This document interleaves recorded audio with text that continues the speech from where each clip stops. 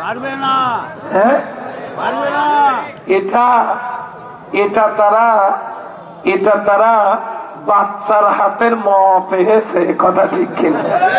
এক রাতে নির্বাচন করবে, সেটা সময়ই বলে দেবে, সময়ই বলে দেবে। নির্বাচনে কাউকে দুর্নীতি করতে দেয়া হবে না, আমরা নিজেরাও করব না।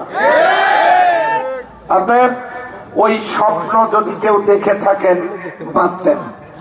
কাজেই সামনে যে নির্বাচন হচ্ছে আগামী 12 তারিখে, আমরা সেই নির্বাচনে যদি বিজয় লাভ করতে পারি তাহলে আমরা একটা দুর্নীতিমুক্ত, নিরাপদ, মানবিক বাংলাদেশ গড়ে তুলব ইনশাআল্লাহ। আমরা কি পারবো? বিশ্বাস আছে আমাদের উপরে? আওয়াজ দিয়ে বলেন, বিশ্বাস আছে? অবশ্যই আমরা পারবো।